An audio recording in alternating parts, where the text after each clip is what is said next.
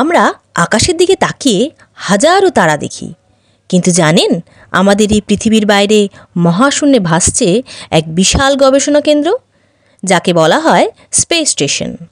হ্যাঁ বন্ধুরা, আজ আমরা জানব স্পেস স্টেশন কী, এখানে কি কাজ করা হয়, আর মহাকাশচারী সুনিতা উইলিয়াম সেখানে কেন গিয়েছিলেন।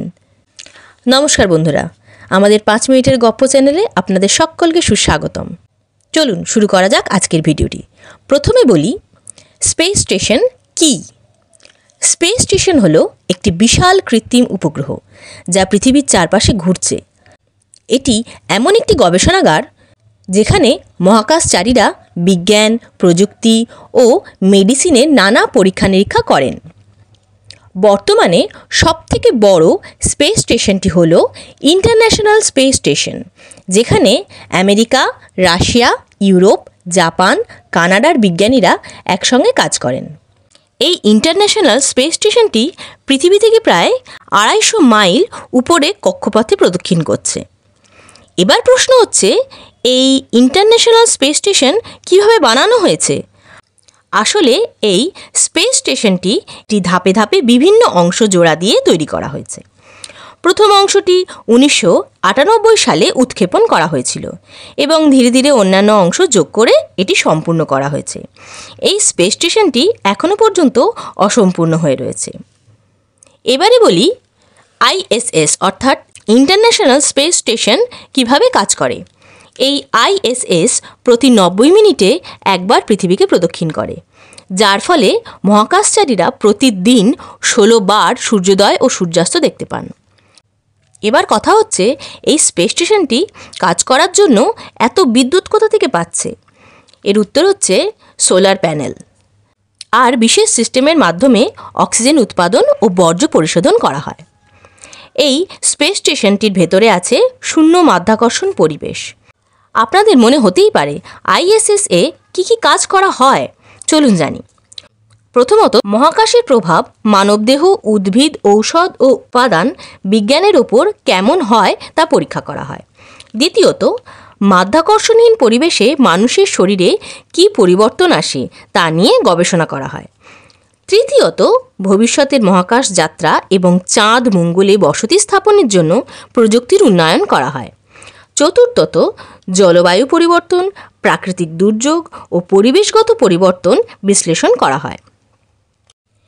আইএসএসে মানুষ কিভাবে থাকে জানেন? সেখানে মাধ্যাকর্ষণ শূন্য পরিবেশ থাকায় সব কিছুই তো ভাসতে থাকে, তাই খাবার দাবার, ঘুমানো, এমনকি হাত ধোয়ারও বিশেষ পদ্ধতি করা থাকে। মহাকাশচারীরা প্রতিদিন 2 ঘন্টা শরীরচর্চা করেন, কারণ শূন্য অভিকর্ষে হাড় ও পেশি দুর্বল হয়ে যেতে পারে। তাদের খাবার প্যাকেটজাত ও শুকনো হয়, যাতে জল মিশিয়ে খেতে হয়। এবার বলি, সুনিতা উইলিয়ামসের এই স্পেস স্টেশনের অবদান। সুনিতা উইলিয়ামস একজন ভারতীয় বংশোদ্ভূত আমেরিকান মহাকাশচারী। তিনি 2006 সালে প্রথমবার মহাকাশ স্টেশনে গিয়েছিলেন নাসার STS-116 মিশনের মাধ্যমে। সেখানে তিনি 195 দিন ছিলেন, যা তখন একজন মহিলার জন্য সবচেয়ে দীর্ঘ সময় মহাকাশ ভ্রমণের রেকর্ড ছিল। 2012 সালে পুনরায় মহাকাশ স্টেশনে যান ও এই 2 অভিযানে 50 ঘন্টার বেশি স্পেস ওয়ার্কের অভিজ্ঞতা অর্জন করেন। স্পেস স্টেশনের ভবিষ্যৎ কী? আইএসএস 2030 সাল পর্যন্ত চালানোর পরিকল্পনা আছে। এরপর এটি হয় নতুন মহাকাশ স্টেশনে রূপান্তরিত হবে, নতুবা মহাকাশ থেকে সরিয়ে ফেলা হবে। বর্তমানে নাসা ও স্পেস এক্স এর মতো সংস্থানগুলো চাঁদ ও মঙ্গল অভিযানের জন্য নতুন স্পেস স্টেশন তৈরির পরিকল্পনা করছেন।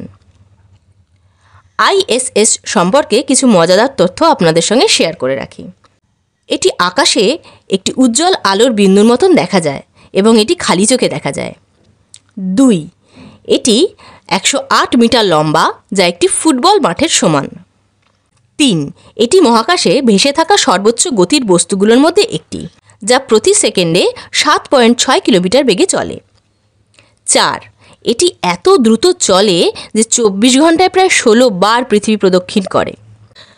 ভবিষ্যতে স্পেস স্টেশন থেকে আরও বড় বড় গবেষণা হবে, যা আমাদের চাঁদ, মঙ্গল গ্রহ ও মহাবিশ্বের নতুন বসতি স্থাপনে সাহায্য করবে। হয়তো একদিন আমরাও মহাকাশ ভ্রমণ করতে পারবো। আমাদের এই ভিডিওটা ভালো লাগলে লাইক করো, কমেন্ট করো এবং বন্ধুদের সঙ্গে শেয়ার করো। আমাদের চ্যানেলের পরবর্তী ভিডিওগুলো দেখার জন্য চ্যানেলটিকে সাবস্ক্রাইব করে বেল আইকনে ক্লিক করে রাখো। আজকে এই পর্যন্তই, আবার দেখা হবে খুব তাড়াতাড়ি নতুন কোনো ভিডিও নিয়ে। ততক্ষণের জন্য বাই বাই।